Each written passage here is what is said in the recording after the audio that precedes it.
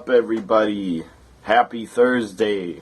Hope you're having a good Thursday, and hope you have a good Thursday night, whatever you may do tonight. If you're going to watch SmackDown or watch football or whatever you do, hope you have a good night. This video is another wrestling video in my series of Year in Wrestling videos. This is the year in wrestling, the year 2000, part 1. I'll be talking about a lot of events, big pay-per-views that happen. I'm not going to talk about every single match like my other videos.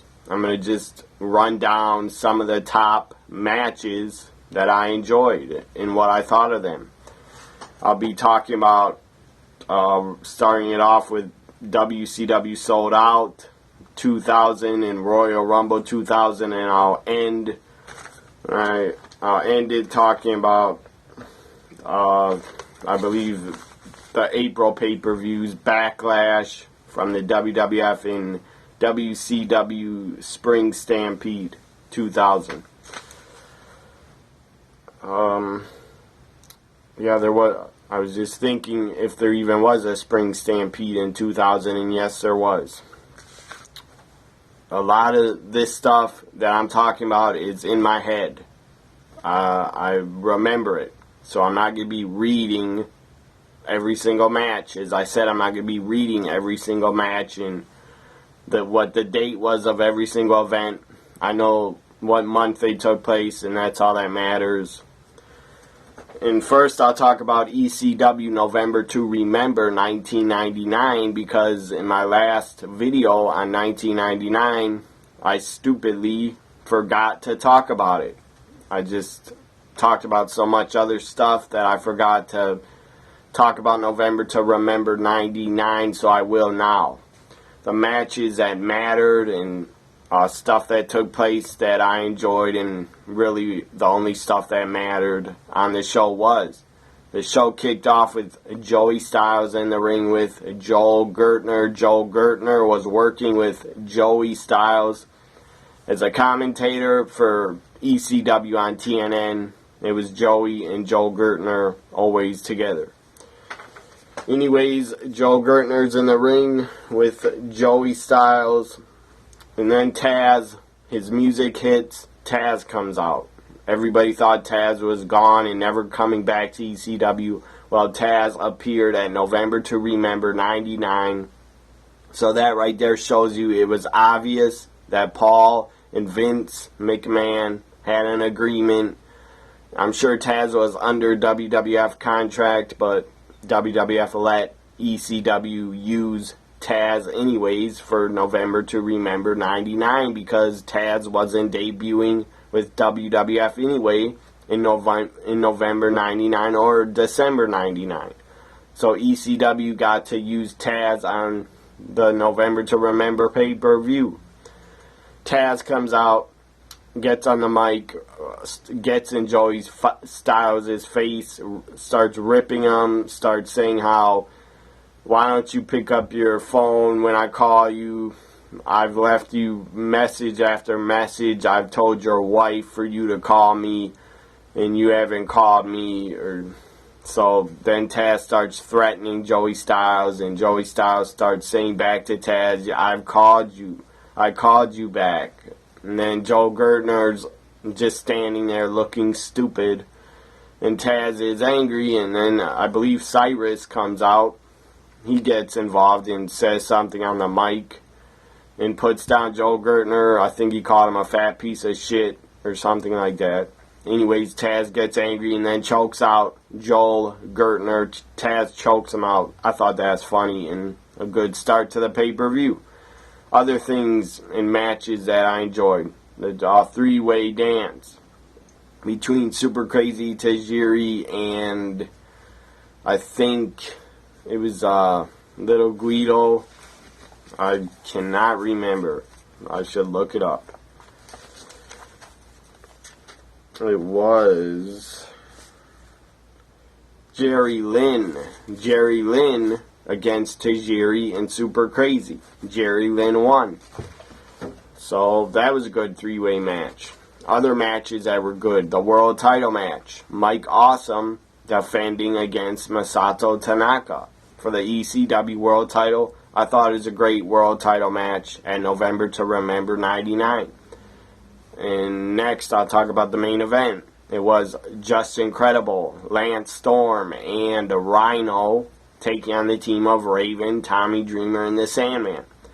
It was a pretty good main event. It wasn't great, but I enjoyed it. And Sandman returned to ECW right before the November to Remember 99. Sandman returned from WCW, and he got a huge reaction when he returned in the ECW arena, and the lights went out and they came back on, and the Sandman was standing in the balcony, had opened a beer, drank a beer, had a Singapore cane, went to the ring, caned Rhino and Steve Corino, and then Sandman was back in ECW, and everybody loved it, and they were really happy about it because the Sandman got a huge reaction.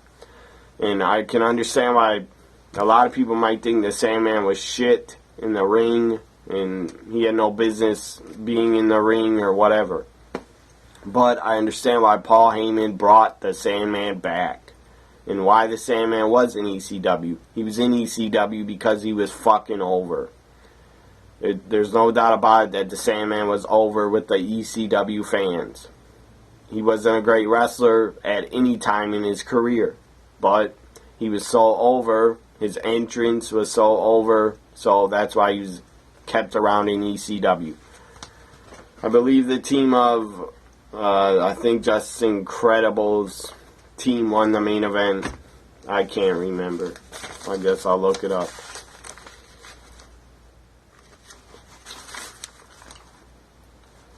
So yeah, Just Incredible, Lance Storm, and Rhino defeat Raven, the Sandman, and Tommy Dreamer. Another match at November to Remember that I thought was good was Rob Van Dam versus the returning Taz for the ECW TV title. RVD wins. Taz and RVD after the match shake each other's hands, and Taz basically put over RVD and then would debut in the WWF in 2 months later in January 2000 at the Royal Rumble. So now I'm done talking about ECW November to Remember 99 because I forgot to in my last video. This is about 2000. So I'll start by talking about this pay-per-view right here. WCW Sold Out 2000. Buff Bagwell and DDP had a pretty good match. I believe it was a last man standing match between Buff and DDP. They were feuding at the time. There were backstage rumors that Buff Bagwell and Kimberly had an affair, or that was a storyline that Buff had an affair with Kimberly or kept hitting on Kimberly, and DDP didn't like it, so he kicked his ass and they had a last man standing match. Other matches that Sold Out 2000, Booker T took on his brother Stevie Ray. This match was it wasn't that good between the two brothers. It just was okay. What else? You had Oklahoma, I guess was one of them was the Cruiserweight champion, Oklahoma, who was Ed Ferrara, the piece of shit, fat piece of shit that he is, making fun of JR, Jim Ross, as Oklahoma. Oklahoma took on Medusa for the Cruiserweight title. That made no fucking sense, and it was stupid to even put on that match on pay-per-view. It didn't help Medusa because she was wrestling some fat guy that was a backstage writer. And he was never a wrestler, never a worker, never entertaining. Oklahoma was shit, and the guy was never entertaining. Ever. So that didn't help WCW putting fucking Oklahoma on a pay-per-view. That was ridiculous, and it didn't help Medusa either. Other matches, you had some cage match. They were calling it Triple Threat Theater. Billy Kidman was subject to a gauntlet, or a grueling Triple Threat Theater gauntlet type match. where he had to defeat Dean Malenko in a catch-can wrestling match, whatever the hell that is. And then he had to defeat Perry Saturn in a Bunkhouse Brawl. And then he had to take on The Wall in a Caged Heat match. And the Caged Heat match was basically a ripoff of the WWF Hell in a Cell match. They had a giant cage come down. It looked like a mini Hell in a Cell. It was a big cage. And in my opinion, it was WCW's attempt to get a Hell in a Cell match. But it didn't work. Anyways, I believe The Wall defeated Kidman, or maybe Kidman defeated The Wall. I don't remember, and I don't care to remember, because Sold Out 2000 was not a good pay-per-view. Other things that happened, you had Kevin Nash absolutely destroy Terry Funk. And Terry Funk returned to WCW in 2000 for a little bit. And I don't know why he was still wrestling, and Kevin Nash absolutely destroyed him. I believe he power bombed him through the announcer's table, and that was that. And the main event was Chris Benoit versus Sid Vicious. The winner would get the vacated WCW World Title, because I guess Bret Hart had to give it up, I guess, because he was injured, out with a concussion. So I guess Bret Hart gave it up, so the title was vacated. Chris Benoit defeats Sid for the WCW World Title. Sid, I believe, had his leg under the bottom rope, and Arn Anderson was the referee, and I guess Arn Anderson did not see it. It was odd having Arn Anderson in there as a ref for a Sid match, because him and Sid in 1993 almost killed each other when Sid stabbed him about 100 times with a scissors. So I'm surprised that Sid could be in there with Arn Anderson without stabbing him. Anyways, maybe Sid apologized to Arn when he returned to WCW 99. I don't know. I don't know if they still had heat. Anyways, Chris Benoit wins the WCW World Title. It was controversial. And I believe the next night on Monday Nitro, I think they took the title from Chris Benoit because Sid's leg was under the bottom rope or something like that. So I think that happened. And they might add another match on Nitro where Sid defeated Chris Benoit for the world title. I don't remember, because I didn't watch much of Nitro or WCW in the year 2000. I only saw a couple pay-per-views live. Probably only saw, I think, only two or three. I only saw 2 pay-per-views live in 2000 from WCW. So WCW, in my opinion, the product got so lame in 2000, I stopped watching it. I couldn't take it anymore. But then I came back and I did watch it in 2001, the last 3 months they were in business. So Sold Out 2000, here it is, the video box. I have it on DVD now. Anyways, Sold Out 2000, not a very good pay-per-view at all. And Chris Benoit winning the world title, and then I think they took it from him. He got fed up. He was fed up with the backstage politics in WCW and never getting the opportunity to become a top star and get a push. So Chris Benoit, Eddie Guerrero, Dean Malenko, and Perry Saturn all decided to jump to the WWF. I believe at the end of January 2000, they showed up on Raw, sitting in the audience. So they became the Radicals, and they all 4 left WCW. And that really hurt WCW, in my opinion, to lose 4 pretty damn good wrestlers and 4 pretty good talents. WCW lost all 4 of them to the WWF because they were all fed up with WCW, I'm sure. So Benoit, Malenko, Guerrero, and Perry Saturn all jump to the WWF in January or early February 2000. And they show up on Raw, and I believe they attacked Cactus Jack or somebody. Up next, I'll talk about the Royal Rumble 2000. Royal Rumble 2000 had China, I believe I think Jericho was the Intercontinental Champion, but he was defending it against China and Hardcore Holly in a triple threat. I believe Jericho won and retained, but that was a decent three-way match. China was pretty good in the ring, wrestling guys. She could hold her own, and she could go with the guys and put on a pretty decent match. So that was pretty entertaining. Other things that were great at Royal Rumble 2000, you had the Hardys versus the Dudleys in a tables match. It was in Madison Square Garden, was Royal Rumble 2000. The crowd was really into this match, and Jeff Hardy went up to the balcony in the crowd, did a swanton bomb through the table, through Bubba Ray Dudley. That was an awesome spot. The crowd loved it, and I loved it.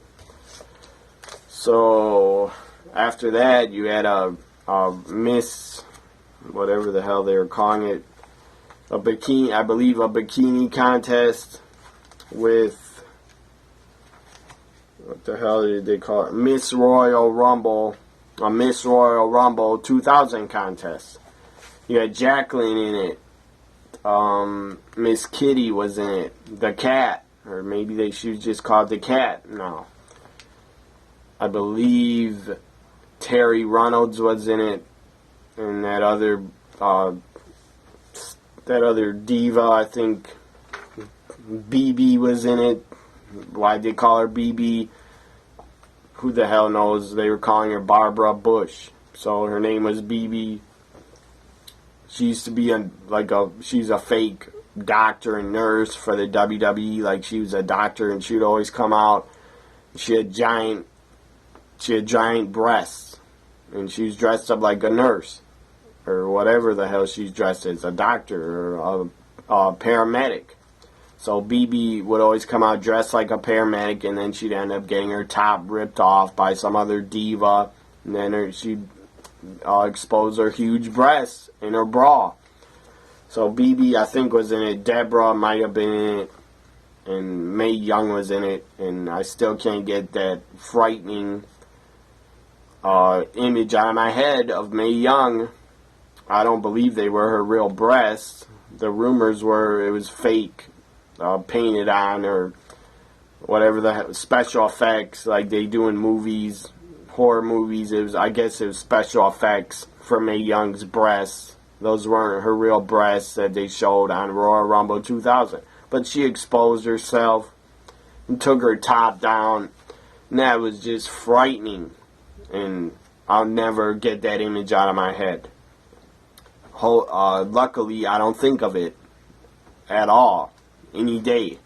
But that was just frightening what Mae Young did. And I think Mae Young won the contest for doing that. That was ridiculous. She was like 80 years old or older. What else happened? You had Taz make his WWF debut at the Royal Rumble 2000. Taz defeated Kurt Angle, choked him out. Kurt Angle passed out, I believe, and never tapped. So he passed out. So Kurt Angle, after Royal Rumble 2000, Kurt Angle still claimed he was undefeated and never was beaten by Taz because he didn't quit. So Taz defeats Kurt Angle, and Taz got a great reaction from New York City when his music hit and he came out. People just knew, the fans knew it was Taz. They knew Taz was coming into the WWF, and they probably knew he was debuting at the Royal Rumble 2000 because they probably read spoilers online. But it was great to see Taz debut in the WWF. I thought he should have got a better push than he did in 2000 and 2001, but I believe he tore his bicep. In 2000, he tore his bicep in a match with Chris Benoit on a Raw. So Taz was injured probably 4 months into the company. 3 months into the company, Taz tore his bicep. So he had to go away and rehab it. In the Royal Rumble tag team titles, New Age Outlaws defeated the Acolytes to retain. The Royal Rumble match, The Rock won it, but he was eliminated by the Big Show, and I believe The Rock's feet even touched the floor, but the camera didn't catch it, so it seemed like The Rock was hanging on to the top rope and didn't get eliminated. And then the Big Show fell over the top rope with him, but The Rock got back in the ring, so The Rock wins the Royal Rumble 2000, but I don't know who touched the floor first. Could have been The Rock or could have been the Big Show. I don't really know. But it's in the record books as The Rock winning Royal Rumble 2000, the Royal Rumble match. WWF Championship match was great. I thought Mick Foley should have won the title. He was Cactus Jack against Triple H in a street fight. New York City street fight. Royal Rumble 2000, the title's on the line. I thought Cactus, and I wanted Cactus to win the title and defeat Triple H, but it didn't happen. This match was pretty violent. I think Cactus did not bleed, but Triple H got busted open, and he bled a lot. Mick Foley got out a barbed wire 2x4, wrapped in barbed wire, put it on Triple H's head, was cutting into his forehead with the barbed wire. I don't know if the barbed wire was fake or not. It probably was fake. Maybe it wasn't. I don't know. But I know WCW definitely used fake barbed wire in '99. Like a bunch of idiots. So, Cactus versus Triple H at Royal Rumble 2000. That was a great championship match. I enjoyed it. Now I'm going to talk about ECW Guilty as Charged 2000. I'm not going to run down every match. All I'm going to say is Rob Van Dam defended the TV title against Sabu. That was a good match. A pretty damn good match between RVD and Sabu, I thought. What else happened? You had Tommy Dreamer and Raven defend the tag team titles against the Impact players. Lance Storm and Justin Credible become the new ECW tag team champions. They were a great tag team in ECW. I enjoyed the Impact players. Dusty Rhodes appeared at Guilty as Charged 2000. He came in the ring when Steve Corino was cutting a promo on him and said Dusty Rhodes is not in the building, he's not coming, and he's putting down Dusty Rhodes. Dusty hits the ring, hits bionic elbows on Corino, Jack Victory, somebody else. Tommy Rich was in the ring, which he looked really overweight and really unhealthy. Some reason he was in the ring. And he wasn't even back working for ECW. He was just in the ring. He got body slammed and Dusty dropped a bionic elbow on him. And then Rhino runs in the ring and attacks Dusty Rhodes. And Rhino beats down the American Dream. And then the entire ECW locker room comes out to the ring because they wanted to save Dusty. And then Rhino gets out and the entire locker room is around Dusty Rhodes in a circle.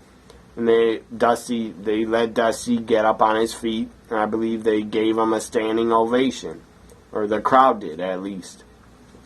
Other matches at Guilty as Charged, the main event. I'll talk about the main event now. The Sandman was supposed to appear at Guilty as Charged 2000, but they said on the pre-show that he was not going to appear because of a family emergency, so he did not appear. You had a tag team match before the main event. Tajiri, who the hell was the team? It was either Tajiri and Jerry Lynn against, I think, Super Crazy and Little Guido. Let me look it up. Or Jerry Lynn and Little Guido, they were a tag team, and Super Crazy and Tajiri had to be a tag team against them. That was an entertaining tag match. You had New Jack against one of the Baldies. I believe his name was Angel.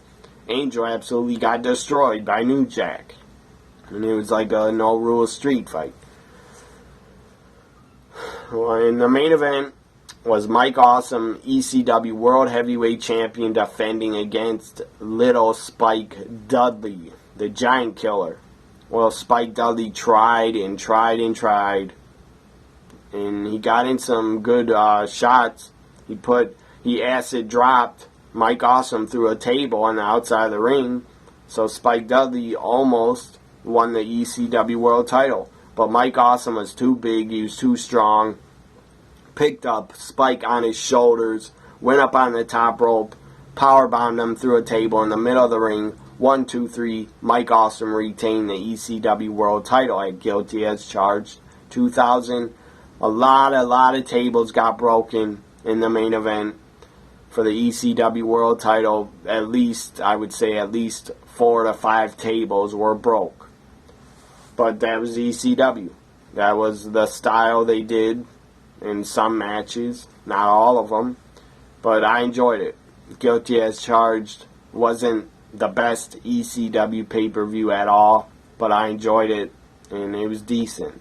It was good. I enjoyed it, and I thought I got my money's worth when I ordered it.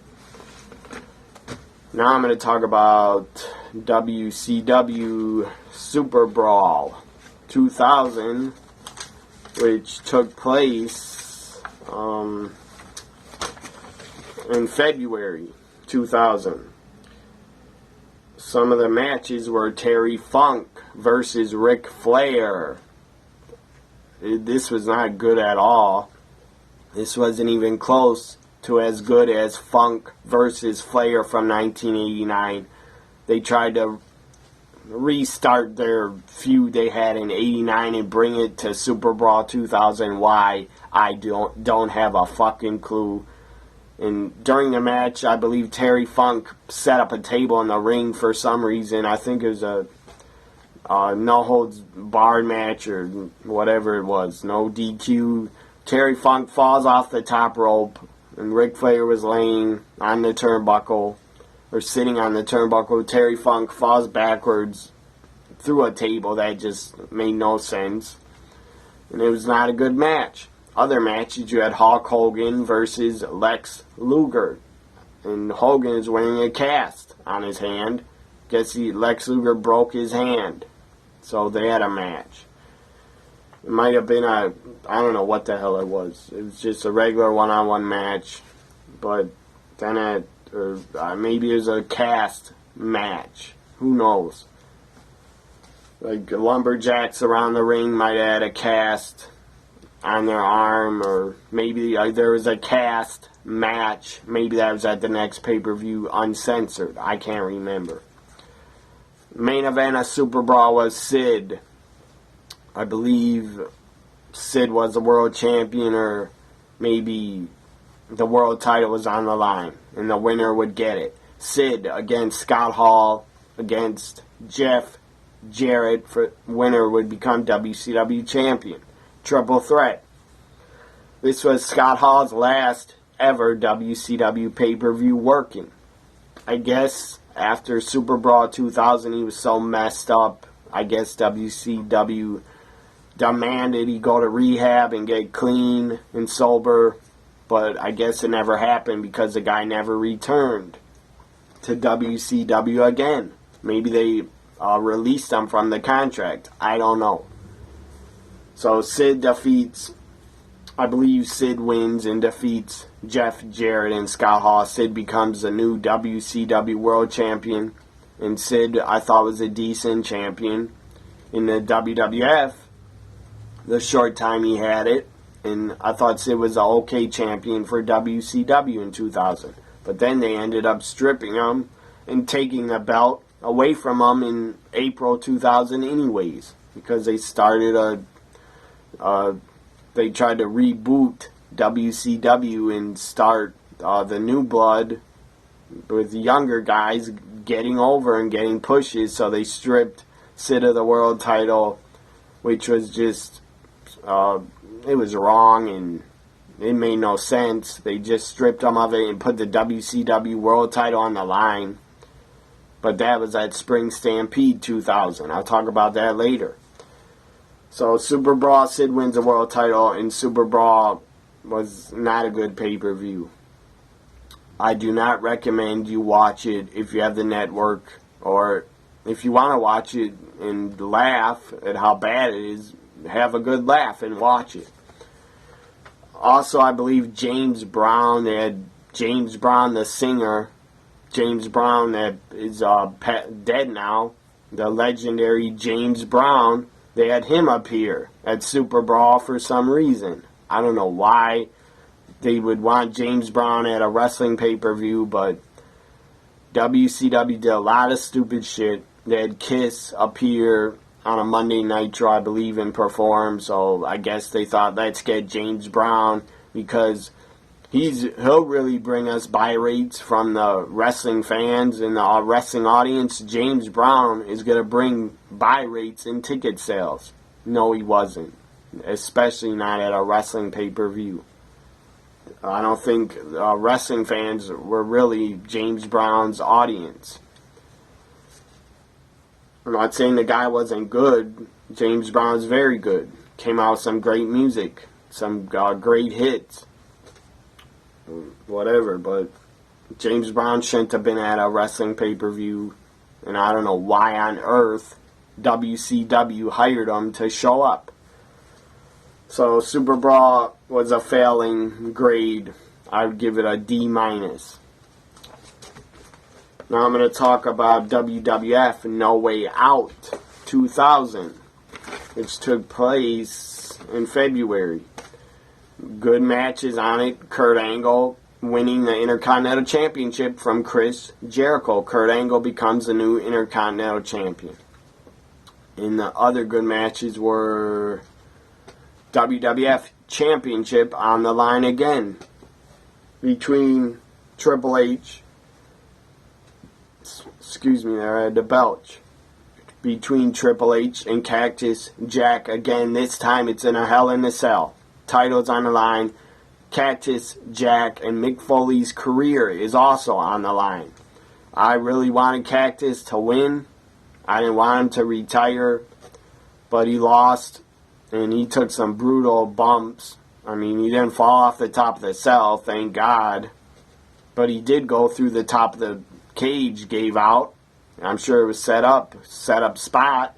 Cage gave out, he fell on his back through the ring, and then he went through the ring, and there was a hole in the ring, or the ring was like flattened and crushed from his body. I'm sure there was padding under the ring, and so I'm sure Cactus didn't get hurt falling back first through the cage and through the ring. I'm sure it was set up, and WWE did it safe so he wouldn't get hurt. And then Cactus on the outside, before he climbed up to the cell, and he set a 2x4, barbed wire 2x4, he set it on fire and tried to hit Triple H with it and power drive him on top of the fire, on top of the flame. That was insane. And before that, climbing up to the cage, he could barely climb up. He looked like he could barely get up there. And Triple H, I believe, started scraping the barbed wire on Cactus's head, and he fell off the side of the cage. He fell off it really fast, and he just went crashing through the Spanish announce table. So then after that, he had to get back up, and somehow he got on top of the roof of the Hell in a Cell. And then he was backdropped off of, or Triple H just backdropped him, threw him off, and the cage gave out on the roof, and he went crashing through the ring. That was an awesome spot, and that was pretty shocking. That was a great spot. The crowd loved it. They went crazy. They probably chanted, holy shit, because it was a holy shit moment. So Triple H defeats him, then Mick Foley has to go walk to the back. He gets a standing ovation. Obviously, he should get a standing ovation. He got a standing ovation. The crowd thought this was his last match. I thought it was his last match. But WWF is a company, they wanted him back for WrestleMania 2000 a month later, which made no sense. Why do you put his career on the line and then have him return for one last match? So that was a bad idea, but it happened. So Cactus goes to the back at No Way Out 2000, gets a standing ovation, and he looks like he's about to cry, and he's bleeding a lot, dried up blood on his face, looks at the camera, looks like he's tearing up, and then the pay-per-view ends. It was a good pay-per-view. I enjoyed No Way Out 2000. I'd give it a B, just because Triple H and Cactus Hell in a Cell match I thought was very good. It was booked really well. Now I'll talk about WCW Uncensored. Took place in March of 2000. You had The Wall take on, I just remember this out of my head. I don't know who won the match, but I remember The Wall choke slammed Crowbar. They were on top of the stage by the entranceway. They were on top of, they climbed up they climbed it up something on the side, and they were like above or behind the Titantron screens, and then The Wall choke slams Crowbar like 15, 20 feet, choke slams them off the thing, or off the Titantron set, the entranceway set, choke slams him off of there, and he crashes through the stage. Well, it was a decent spot, but it was kind of I don't know. It looked fake. It looked really fake and set up in WCW. So I don't think really that many fans cared. And the arena was probably half full. At Uncensored 2000, the arena was half full. It was pretty sad to see, because WCW, they were not good in the year 2000. They were probably dying a slow death, and they weren't good in 1999 either. But 99, WCW was actually better than they were in 2000. In 2000, WCW got worse. If you can believe that, they got worse, in my opinion, than they were in 99. So The Wall chokeslams a crowbar like 10 or 15 or 20 feet through the stage. It just looked fake and phony and not believable that Crowbar was really injured. Other matches, you had Hulk Hogan and Ric Flair. I believe this was the last match. Might have been close to the last match or the main event. Ric Flair against Hulk Hogan in a strap match. We've seen them go at it so many times in WCW. I don't think anybody cared anymore to see Flair versus Hogan, because this was the year 2000. Nobody really wanted to see Hogan versus Flair, because they were both in their 50s, I believe, and nobody really wanted to see them go at it. Lex Luger also took on Sting. They had a decent match. And Sid again took on... Sid gets some help from Hulk Hogan, and then Ric Flair also ran in and interfered in the main event.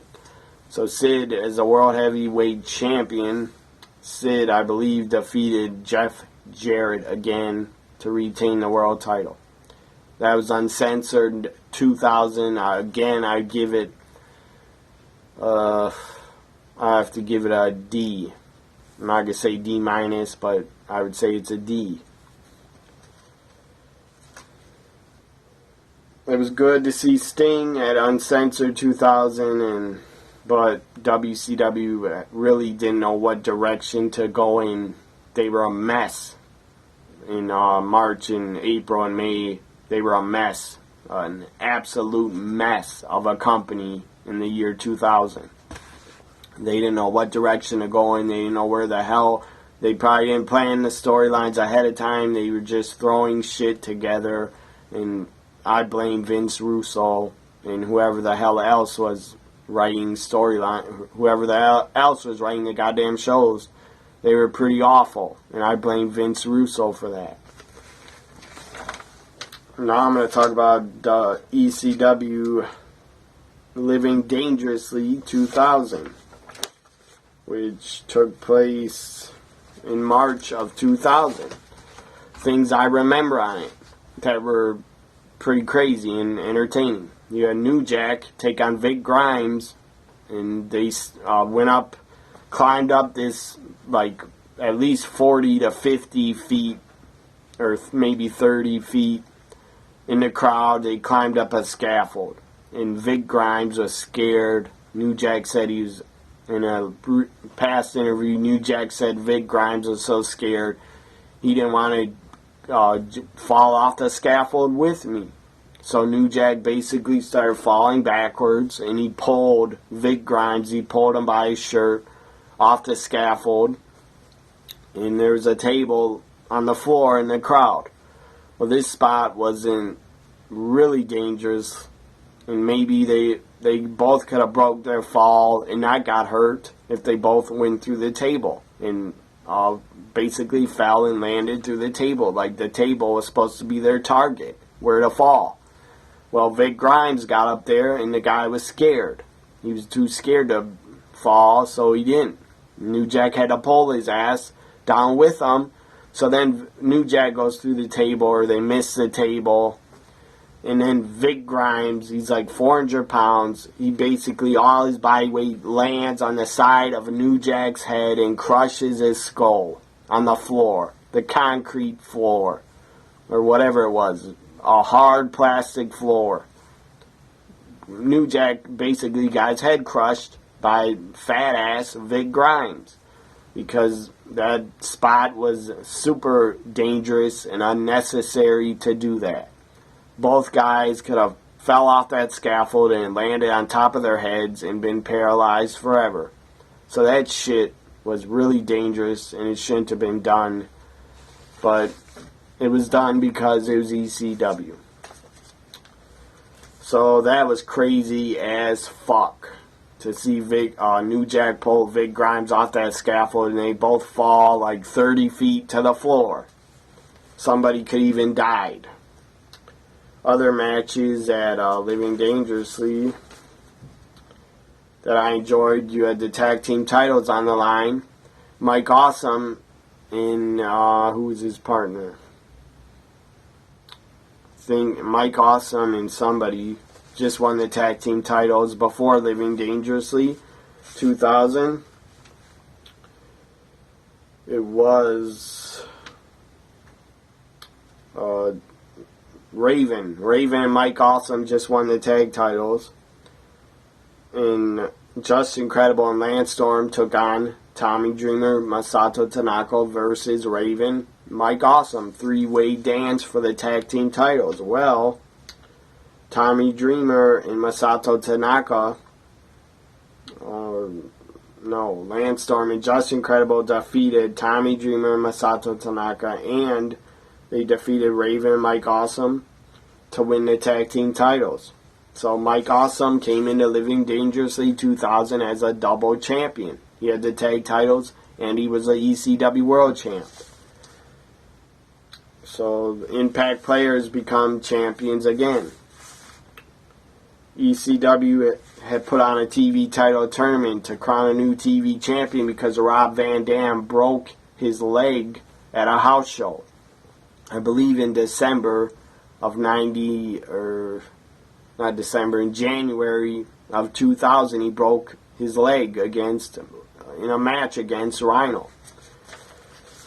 So the ECW TV title tournament, Super Crazy defeated Little Guido, and then Super Crazy went to the finals to take on Rhino. This was the final match of the pay-per-view. Super Crazy won the ECW World TV title. Super Crazy won the ECW TV title from Rhino, and Super Crazy would not hold on to it long at all. And this was Super Crazy's last ECW pay-per-view until this was March 2000. He would not return to ECW until November 2000, and November to remember, because Super Crazy had issues with his visa. I guess he couldn't work in the United States because he had issues with his visa or his green card, whatever he had. Maybe he had a visa or he had a green card. He had issues where he couldn't work. That really hurt ECW, and that was messed up that Super Crazy wasn't around anymore. basically for half of the year in 2000 he wasn't around. Or he was around, he was gone for, I believe, like 9 months. Or 7 or 8 months. Now I'm going to talk about WrestleMania 16, which took place, and also at Living Dangerously, Mike Awesome defended the ECW World title against Kid Cash, and they had a decent match. Mike Awesome basically destroyed him. And in April, Mike Awesome would have to leave, not have to, but he wanted to jump to WCW and take the ECW World title with him and probably throw it down on Nitro. Anyways, ECW brought Taz back to come into a house show to defeat Mike Awesome. Taz defeated him, won the ECW World title. He's still a WWE superstar, but he was now the ECW World Champion. And I felt bad for ECW because of what Mike Awesome did. Obviously, ECW didn't know what direction to go in when Mike Awesome left. So they just came up with, let's give Taz the world title back, and then let's have Taz win the world title and go to the ECW arena and wrestle Tommy Dreamer for the world title, and then let's have Tommy Dreamer beat Taz for it. Well, I don't think Tommy Dreamer ever wanted to be ECW World Champion. He definitely didn't seem like he wanted to be. But because 10 minutes later, I think this was in April 2000, anyways, when Tommy Dreamer won the world title, 10 minutes later, Justin Credible came out, got on the mic, challenged him, and got him into putting the world title on the line in a match. So 10 minutes later, they have a match, and Justin Credible defeats Tommy Dreamer to become the new ECW World Heavyweight Champion. I thought that was pretty damn good because I was a fan of Justin Credible, so I was happy for him that he became a world champion, and he deserved it because he was one of the young guys that ECW had that they could depend on and count on. You pretty much knew that Justin Credible wasn't going to turn his back on ECW and jump to WCW because he never did. So that was good, having Justin Credible defeat Tommy Dreamer to basically push Justin Credible as the top guy and the man in ECW. That was the right decision. So after Mike Awesome loses the world title, he leaves and goes to WCW. I'm sure he was offered a big money deal, so he took it.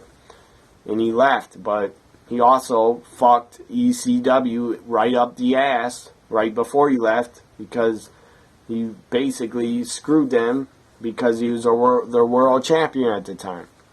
But he did this, agreed a job to Taz, and I believe ECW even threatened WCW and Mike Awesome. They threatened him that they would sue if he showed up with the ECW World title, that they'd sue him because I believe Mike Awesome was still under contract to Mike Awesome was still under contract to ECW. But he wanted out of his contract, so he got out of it to sign with WCW. Now I'm going to talk about WrestleMania 2000. And this was the first WrestleManias for Perry Saturn, Dean Malenko, Chris Benoit, and Eddie Guerrero. This was their first WrestleManias that they appeared on.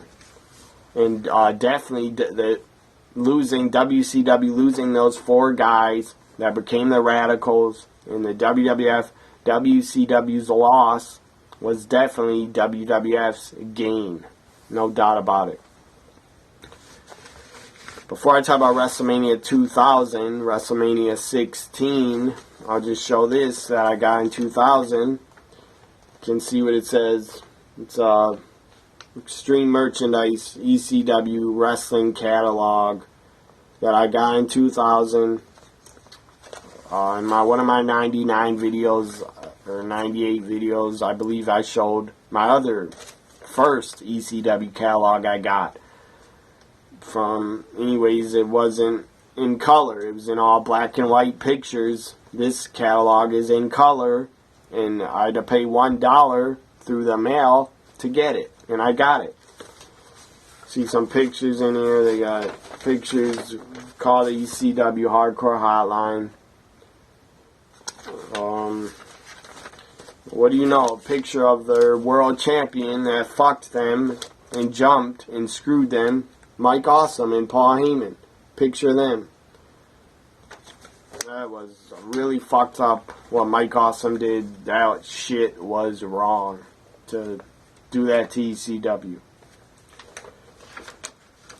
Colored pictures of all their t-shirts. All their t-shirts, designs that they came up with. And ECW always, they had great t-shirts. They always came up with great, awesome designs for their t-shirts. So selling a Francine poster. There's a poster of her. So, and it also lists all their videotapes of all their big events that they put out, starting with 1994, the night the line was crossed. So they start with that video and they go on and on and on, up until, I believe, this ended at the end of 99 to order November to Remember 99, because I got this in the beginning of the year 2000 in the mail. Now I'm going to talk about WrestleMania 16. And I'm sorry this video is so long, but it's going to be a little bit longer because I had a lot of events to talk about, talking basically about 4 months of wrestling and pay-per-views. So WrestleMania 16, some of the stuff I enjoyed, which was very good. And WrestleMania 16 was not the best WrestleMania, but the triangle ladder match between Edge and Christian, the Dudleys and the Hardys, that match absolutely made WrestleMania 16 pretty damn good because of that match. The main event with a fatal four-way, where they had a McMahon in every corner. Vince was in Vince was in The Rock's corner, I think. Shane was in the Big Show's corner. Stephanie was in Triple H's corner, and Linda McMahon was in Mick Foley's corner. So you had a McMahon in every corner, and the McMahons, it seemed like all of them were feuding at the time, so let's put them on WrestleMania, I guess, because it worked. And then at the end, you had, I'll talk about the main event when I'm talking about the end of WrestleMania 16. Triangle ladder match was absolutely fantastic. It was great. It was a fun match to watch. Some of the spots in that match were absolutely brutal. Jeff Hardy does a swanton off that giant ladder on the entranceway. He does a swanton through Bubba Ray Dudley through the table. That was absolutely insane. Jeff Hardy basically does the swanton and lands on his ass on the floor. So that had to not feel good. And then you had tables used. Bubba Ray Dudley got on a Spanish announce table and powerbombed, I believe, Matt Hardy. Bubba Ray powerbombed Matt Hardy on top of the Spanish announce table through another table to the floor. And Matt Hardy was, at the end, the finish, Matt Hardy was, I believe it's Matt Hardy, was going to grab the tag titles until Edge and Christian ran up the 2 ladders with a table in the middle of them set up. And then they pushed Matt Hardy off the top of the table. He did a somersault and fell through another table in the ring. And then Edge and Christian get and grab the tag team titles and win them. That was an epic match at WrestleMania 16. If you have the network, go back and watch that triangle ladder match. It was the first 3-way tag team ladder match, I believe, maybe in wrestling history. At least it was in WWF history. the first triangle ladder match.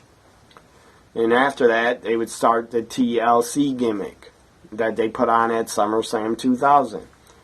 So that was a great match. Edge and Christian deserved to win the tag titles. What else? You had Pete Rose. Again, Pete Rose appearing at WrestleMania for the third year in a row. Pete Rose was dressed as a San Diego Chicken, I think, or he was dressed as a San Diego Chicken for WrestleMania 15, and then he was caught by Kane and got the head taken off of the San Diego Chicken, and then he was tombstoned. So WrestleMania 16, he just returned with a baseball bat, and he didn't have any mask or disguise on. Pete Rose just ran down to the ring with a baseball bat and tried to hit Kane with it. Kane caught him again, and I believe he chokeslammed him in the ring. And then Rikishi, I believe Rikishi was Kane's partner, I think, or whatever. Rikishi was in the ring. After Pete Rose was chokeslammed, they put him in the corner, and Rikishi gave Pete Rose a stink face. That stink face was absolutely disgusting, and anybody that would take that was pretty insane. I wouldn't agree to take that if I was part of the roster, but I would probably take it if they gave me $5 million. Then I'd probably take it, but whatever. That stink face was absolutely disgusting, and I was never a fan of seeing Rikishi do that to somebody, especially a diva. When he would do that to a female like Stephanie or Trish or somebody else, I felt really bad for whatever female talent had to get a stink face, because that shit was straight up wrong. I'm sure they didn't want the Rikishi's basically his asshole right in their face and in their mouth, like they had to give a Rikishi a goddamn rim job. I'm sure they didn't want to do that, but they did it. And I'm sure they were paid well to do it, but still, it was gross. What else? WrestleMania 2000, you had a triple threat match. All the titles on the line, or the European Championship and the Intercontinental Championship on the line. And Kurt Angle was both champions. He was the Intercontinental and European Champion. He defended against Jericho and Chris Benoit, and that was a pretty good three-way. I enjoyed it. And hope I'm not missing anything else about WrestleMania 16. Undertaker was not on the show because he was injured, so he was out. Stone Cold was also injured. He had neck surgery, so he was out also. So the guys that were basically carrying the company in the main event was The Rock and Triple H. They were carrying the ball for the WWF in the year 2000. They were the two absolute top guys in the company. And they were the two top guys that were drawing in the company. And you had other guys that were drawing too. In 2000, Kurt Angle was drawing. And Jericho was drawing. Big Show was drawing. So you had other top guys too, to replace Taker and Stone Cold. So the main event, it was decent. It was entertaining. You had Vince turn on The Rock. Nobody saw that coming, right? Everybody saw that coming. Vince turned on The Rock, hit him with a chair. Triple H, I believe, pedigrees on 1, 2, 3. Triple H wins and retains the WWF Championship. Well, this was one of the first WrestleManias in a long time. The first WrestleMania since WrestleMania 11, I believe, that the champion at WrestleMania 16, the world champion, retained and did not lose it. Because at 12, the champion lost. At 13, the champion lost. And at 14 and 15, the world champion lost. But WrestleMania 16, Triple H retained the world title, and he deserved to. He was getting pushed really hard as the top heel of the company, and he deserved to retain, and I was cool with it. So Vince turns on The Rock and then hugs Stephanie McMahon in the ring to basically join Triple H later on after WrestleMania. when they were like a corporate DX group. And then after the match, or before the end of the match, Stephanie got in the face of The Rock. Started putting her finger on him, going like this. Then she slapped The Rock. And then The Rock and Jim Ross had a funny thing he said on commentary when Stephanie slapped The Rock. JR said, "Oh no, he's not gonna do it. He's not gonna rock bottom her, is he?" And then he said, "Oh yes, he is." And then The Rock bottomed Stephanie. Crowd popped. The crowd loved it. The arena exploded. And I believe it was held in Anaheim, California, the home of WrestleMania 12. So the main event was pretty good. Triangle ladder match was great. And triple threat between Benoit, Jericho, and Kurt Angle was pretty good also. You also had they had a hardcore invitational battle royal where they had I think at least 12 or 15 wrestlers that were in it to basically win the hardcore title. And any guy that pinned anybody became a hardcore champion. Whoever the champion was, somebody else could pin them during the time limit, which was 10 or 15 minutes. So you had probably 6 new hardcore champions crowned at WrestleMania 2000. Eventually, I believe Hardcore Holly, either Taz or Hardcore Holly, would win the title, and then the time limit would run out, and they would become the new champion, hardcore champion. Both Mean Street Posse guys were in it. I believe Pete Gas, and I can't remember the other guy's name from the Mean Street Posse. Or Rodney, maybe it's Rodney and Pete Gas. Anyways, one of them, I think Pete Gas bled a lot. He basically cut himself to bleed like wrestlers do, and he bled a hell of a lot. Probably cut himself way too deep. So that was WrestleMania 16. If I grade it, I would say WrestleMania 16 was B+ because of the Triangle Ladder match. So now I'll talk about,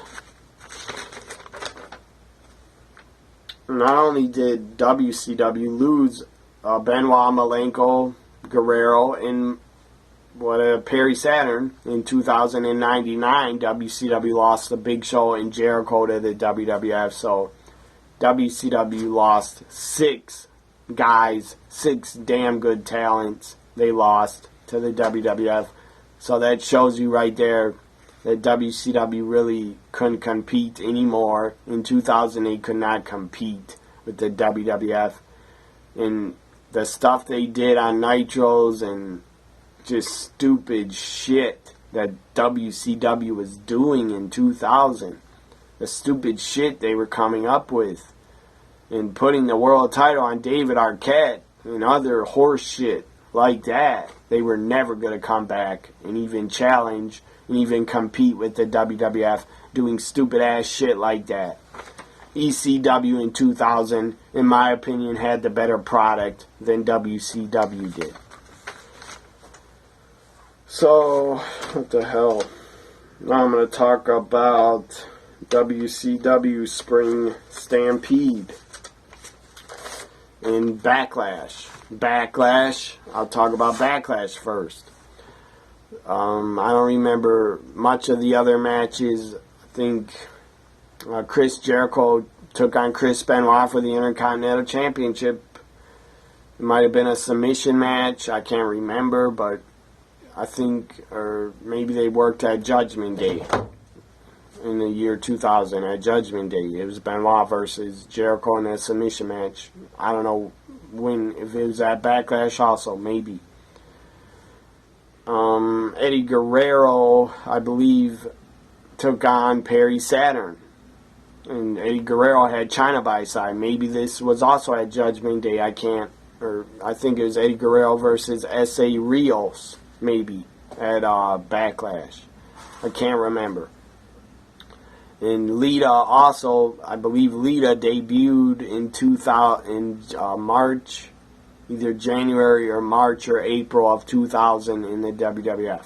So it was cool to see Lita around doing those moonsaults on the top rope outside the ring on the other wrestlers, and she was with S.A. Rios at the time. Before Lita was with the Hardys, she came into the company with red hair and like leather, whatever, sparkly red leather ring gear or red sparkly top she was wearing. Before she's with the Hardys, she's with S.A. Rios. And Trish Stratus also came into the WWF in 2000, in March of 2000. She came in on Sunday Night Heat. She debuted and she was scouting talent to manage. She started looking at Test and Prince Albert, and eventually she became their manager, and they became T&A. So Trish, it was great to see Lita show up and debut in the WWF. I saw her before in ECW. It was great to see her, and I didn't know she could work and really wrestle that good until she got in the WWF. And it was great also to see Trish debut because she was hot as hell, in my opinion. It was great to see Trish, and Trish would become a great wrestler and a great worker in 2001 going into 2002. She got a lot better in the ring. So, Backlash, the main event, Stone Cold made a run-in, hit Triple H with a chair, or hit somebody with a chair that was on Triple H's team.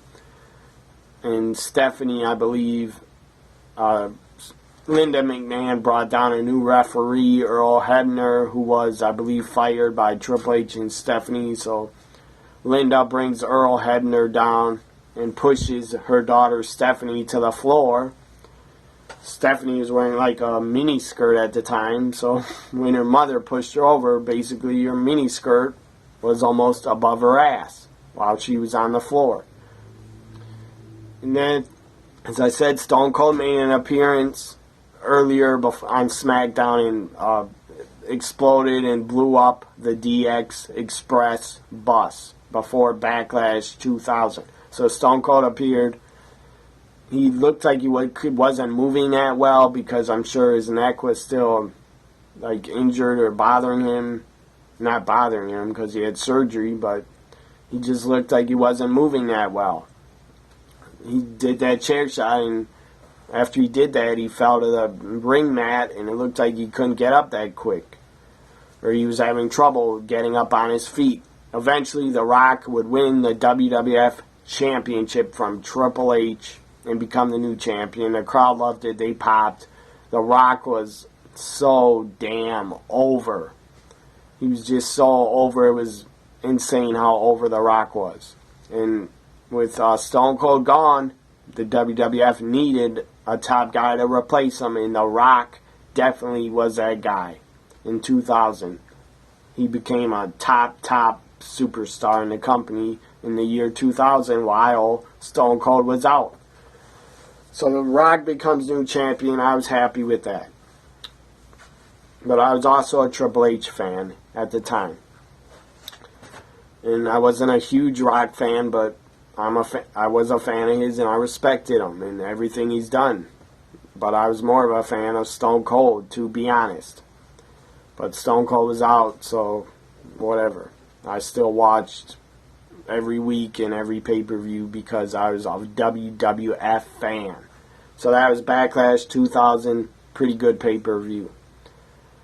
WCW put on a Spring Stampede in April. This was WCW's attempt to relaunch and, I guess, restart the company, and they tried to push all younger talent. Not all, like, super young guys, but I guess guys in their early 30s. Like Buff Bagwell, Shane Douglas, Jeff Jarrett, guys like that were part of the New Blood. Billy Kidman was part of the New Blood, and they had Billy Kidman defeating Hulk Hogan on future pay-per-views or Nitros. Billy Kidman defeating Hulk Hogan, that was absolutely ridiculous, and that was not believable, but it happened. So they really pushed the New Blood really hard and tried to get them over and try to get, I guess, they tried to get old fans back to watching WCW that stopped watching because it got so goddamn awful. So they tried to push the new blood really hard and really bad, but it ended up not working out. And they stripped Sid of the world title. They stripped Sid Vicious of the WCW world title just because I guess they claimed he was too old to be a champion. They were calling him an old fossil, and Sid Vicious would become part of the Millionaires Club, or somebody would. Hollywood Hogan, Ric Flair, Sting, Lex Luger, or not Lex Luger, Ric Flair, Sting, Hogan, and Sid, I guess, were in the Millionaires Club. And the Millionaires Club were feuding with the New Blood for probably 2 months, and then they dropped the gimmick totally, or they dropped the storyline of it. And then they decided to turn Goldberg heel at Great American Bash 2000, which did not work at all.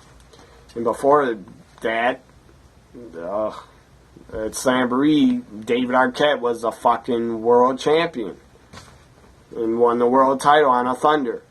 That was god-awful. And that definitely was one of the nails in the coffin of the death of WCW. That was definitely a nail in the coffin, giving David Arquette the world title. That was totally pointless and stupid, and I'll talk about that in my next video. Anyways, at Spring Stampede, they had a United States title tournament. I believe Scott Steiner became the world champion. I think. I guess I'll look it up.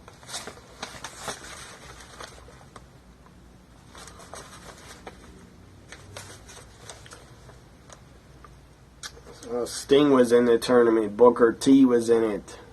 And Sting got screwed by Vampiro.